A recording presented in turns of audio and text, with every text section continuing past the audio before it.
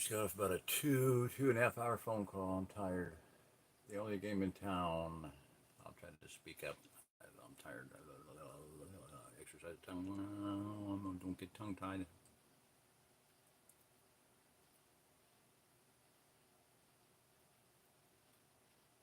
Don't speak with fork tongue either.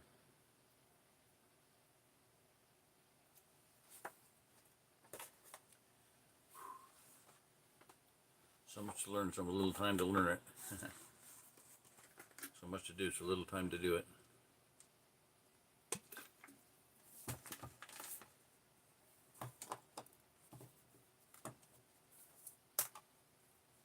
Get confabulated here.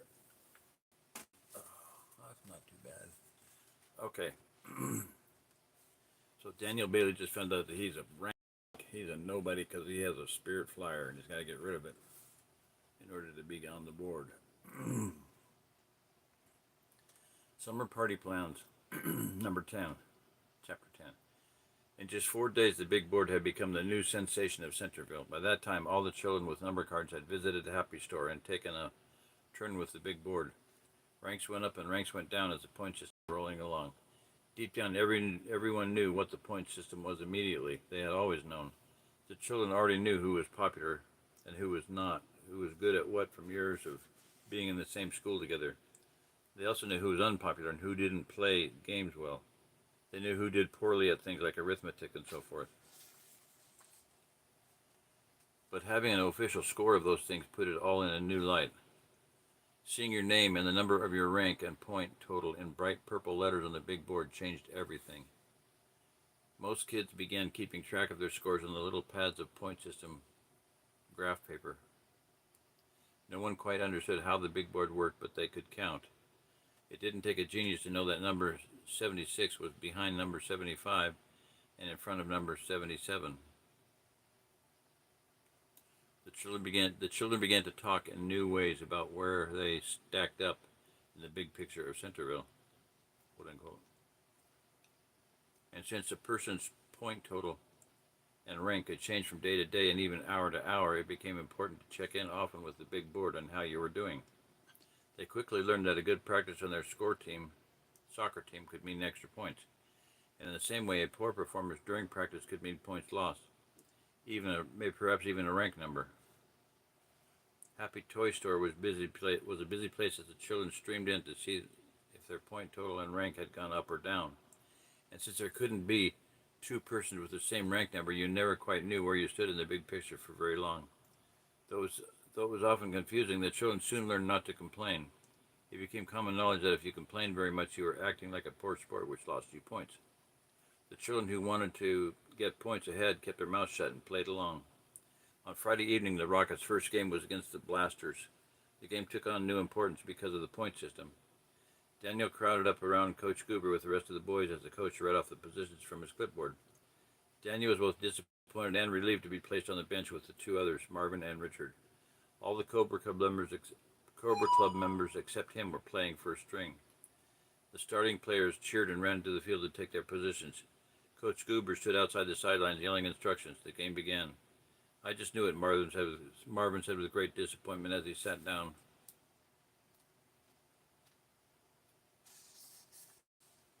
On the bench next to Daniel.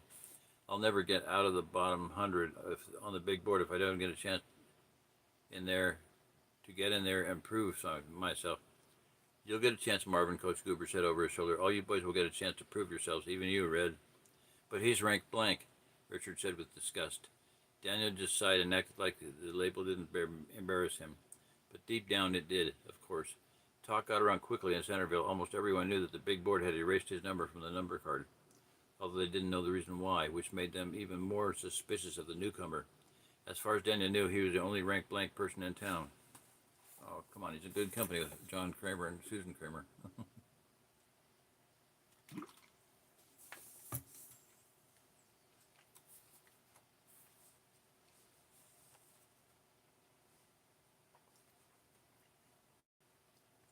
Daniel looked across the field. Two other games were going on in different fields. Parents were lined up along the borders, either cheering or yelling at the referees. Daniel knew his mother was somewhere in the line of parents off to his left, waiting for him to play. He didn't look to find her, however. Instead, he thought of the big board and how quickly the point system had taken over the town. For the first 2 days, using the point big board had been free, but on the third day, Mrs. Happy had begun charging a quarter for each turn. In fact, there was a slot on the big board where you put your money, just like on a soda machine. No one had noticed it before, but before the third day, it just seemed to appear. All the talk of the point system and the big board seemed somewhat bizarre to Daniel, yet he could understand the other kids' concern about their rank. Everyone wanted to be popular and accepted. No one wanted to be in the lower ranks of the point system. No one wanted to be known as a loser or a bad performer. But there were other rewards than just having a good rank in the point system. Before the games began that evening, a man from Goliath Industries had made an announcement. Those children who ranked in the top 200 on October 1st would receive a free one-year membership for their whole family at the new Goliath Country Club. The club was scheduled to be open by then. The children that were on the first place team, the Superstar team, at the end of August would also get the same privileges in advance and some free prizes and money too. So we're talking October versus August. Big difference, huh? Free prizes and money too. The promise of such prizes made the big board even more important. Being high up not only meant you were popular, but also was like adding cash in your pocket. Daniel had avoided the big board in the toy store as much as possible that week, but he couldn't avoid the point system. He was already something of an outsider as a new kid in town and as a boy with a limp. But being known as Rank Blank, as the big board put it, made him even more of an oddball to the other kids. His mother had been very upset when she found out that he was without a number. Denise had already worked her way up into the top 100 by Friday morning, checking in at number 76. His mother seemed to think he was Rank Blank because he was just a new boy and something of a loner. She also feared that it was because of his limp, although she didn't say anything about it to Daniel. She hoped that once the other children got to know him, he would fit into the point system like the others. It's performance that counts, his mother had told Daniel when she first heard he was Rank Blank. I've been trying to tell you that all along, just like I tried to tell your father. I hope you wise up to the way things work in the world. It's just common sense. Daniel hadn't argued. Neither did he tell you what the big board and Mrs. Happy had said about the problem. He knew that if his mother had found out it was involved with Spirit Flyer, that she would try to make him get rid of the old bicycle. So to play it safe, he had ridden the Spirit Flyer less and less. He had also stopped talking about the old bicycle so much around his mother. He talked instead about the team and the Cobra Club. By the end of the week, he was almost glad he was a member of the Rockets and the Cobra Club. At least he felt a part of something, even though he was Rank Blank. Daniel was beginning to think his mother had a point about being involved with the other kids. He wondered if she had been right all along. Daniel still didn't understand why the big board disqualified him because of his Spirit Flyer. Then he remembered the warnings of the Kramer children about Goliath Industries and an attack on the town. He didn't see how it all fit together. Deep down, he began to wonder if their fears about Goliath Industries and Mrs. Happy were correct. He hadn't seen either Susan or John for days. They weren't on any of the soccer teams. They seemed to have dropped out of sight. The boy was so deep in his thoughts that he didn't see the Rockets score the first goal. The cheering team members woke him up from his daydream. The parents on the sidelines were cheering louder than the boys. There was a pause in the play as both coaches sent in substitute players. Bailey, get in there at left fullback. Coach Goober barked at Daniel. Tell Alvin to come out. Daniel nodded and ran out of the field. He was determined not to think about his limp. Why do I have to get replaced by a Rank Blank cripple like you? Alvin muttered. I was just getting warmed up. Daniel played out the half. He didn't make any spectacular plays, nor did he make any mistakes. In fact, he only engaged in play about 4 times. An opposing player kicked him once hard on the shins, and Daniel fell, but the referee missed it. The Rockets scored 2 more times. As Daniel clumped off the field at the half, he looked over at his mother briefly. She smiled, but Daniel could tell she wasn't really happy. During the short halftime break, the other boys discussed strategy with the coach and drank water. Daniel sipped water from a paper cup, listening. That goal I scored will be worth 20 points on the big board, I bet, Barry Smedlow said proudly. Maybe even more. Too bad I can't be ranked higher than number 1. Well, I could have been improving my score if I hadn't got benched, Alvin said. I don't know why the coach put old Blanky into play instead of me. The other boys laughed. Coach Goober came over with the clipboard, and he frowned as he looked at it. Okay, listen up, the coach barked out. The starting team goes back in. I want to see some hustle out there. You boys were looking awful toward the end of the half. Remember, it's survival of the fittest. Do you want to be a superstar team or not? The boys yelled as they ran back out on the field. Daniel felt comfortably invisible on the bench. He sighed as he retied his shoes. He wondered if the game performance would really change the scores on the big board as much as the other boys hoped. Rank numbers seemed to have settled more or less among the children by that Friday. The big sudden changes were less frequent, Daniel had noticed as he watched the kids compare their number cards and point system graph sheets. Barry Smedlow and the Cobra Club were still locked in at numbers 1 through 7. Most of the children couldn't understand since Barry had never been popular before. In fact, he was disliked by a lot of the other children in town. He was seen as a bully. The other children didn't trust him because he was the school principal's son. They thought he got special favors. Some thought that his father had pulled some strings somehow to get him. His father had pulled some strings somehow to get him ranked number 1.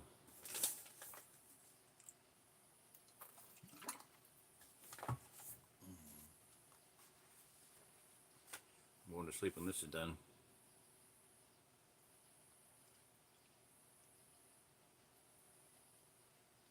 But Barry knew a few things the other children didn't know.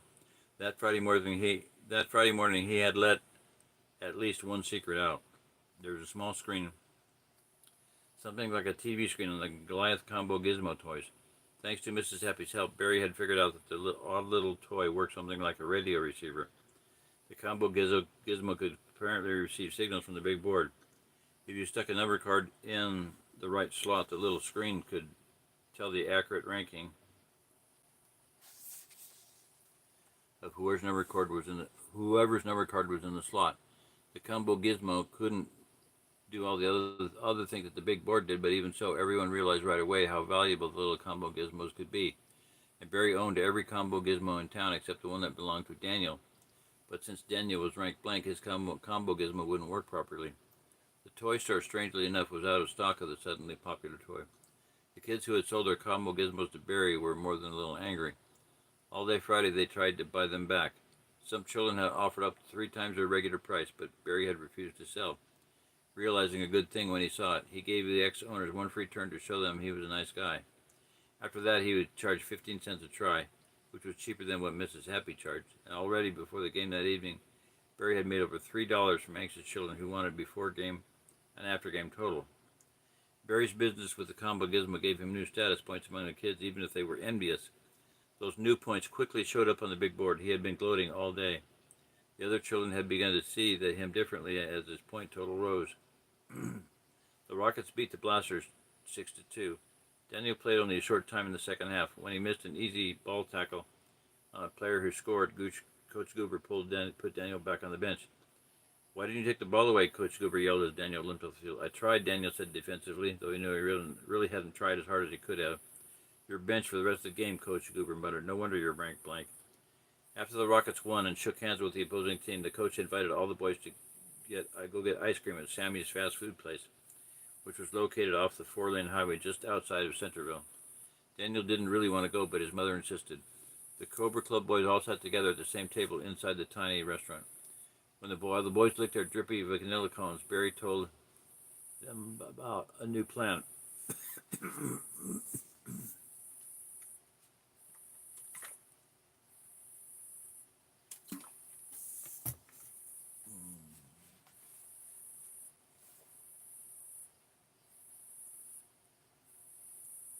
Barry told them about his new plan. "I'm going to invite all the kids who rank in the top 200 to come to a giant party at my house," Barry said. He stuck the rest of the cone in his mouth and chewed it up. "I'm calling it the Super Summer Party." "When are you going to have it?" Doug asked excitedly.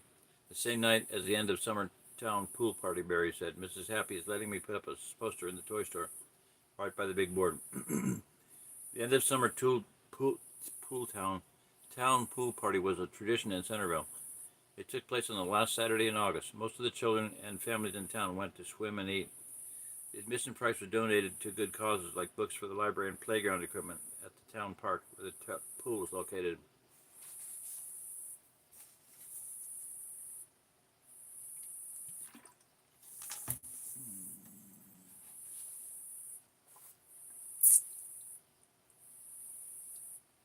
"200 kids is a lot of kids," Doug Barnes said. "Besides, I've heard a lot of kids are going to the top 100 party at the town pool party. They reserved the clubhouse." In fact, Cindy Myers and Craig Banks have invited me. He's worked his way to number 8, and she's number 9. Well, they didn't invite me on purpose, and I'm number 1, Barry said. Mark snarled. That's one reason why I decided to have my own super summer party to show those snobs who's who in town. Who's who in this town. They made a big mistake when they didn't invite number 1, and they need to be taught a lesson. In fact, I don't think I'll invite Cindy or Craig, and without an invitation to my party, how about their point total will drop? But how do you know the other kids will come to your party, Jimmy asked. I mean, a lot of kids are all still pretty mad at you for buying up all the combo gizmos and other stuff. I heard some, well, I didn't say those kind of things about you. You better not, Barry warned, slapping his fist in his hand. Typical bully butt. Jimmy's got a point, though, Alvin said. How do you know you'll get the kids to come to your party, not Craig and Cindy's party? Because I'm making some new plans, Barry said with a sneaky smile. I'm not number 1 in this town for nothing. The other boys laughed, knowing that Barry must be up to one of his old tricks. They licked their cones and smiled. By the way, you're invited to my party too, Barry said to Daniel. Even though you're ranked blank. But you won't be without a number for long. That's all part of my whole plan. After you pass your initiation test, you'll be up on the big board with the rest of us. How do you know that? Daniel asked. He was suddenly interested. I've been talking to Mrs. Happy about it, Barry said with a grin. Being number 1 puts me on the inside track in this town. Just trust me. With my help, you'll be ranking right up there in the point system with the rest of us before you know it. You can count on it. Daniel finished his ice cream cone, wondering what Barry meant. The thought of not being ranked blank did appeal to the boy, but at the same time, he wondered how that could be arranged since he owned a Spirit Flyer. As the other boys laughed and joked, Daniel wasn't sure he wanted to find out. Okay. Oh, no lectures. I'm tired.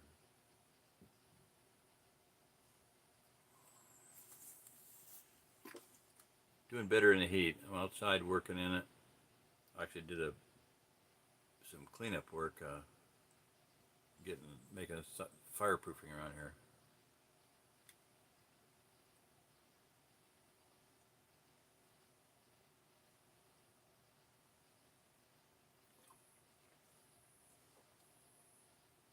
It's really, really dry, and grass fires are not good. So, fight fire with fire, and it's fun. Anyway, good night. I'm not going to lecture nobody. I got nothing to say right now. Did a lot of research today. Spent a lot of time on the phone with a friend. Learned a lot of new stuff. Just some research things. Anyway, good night. Hallelujah. Bye-bye. Good night. Anybody on?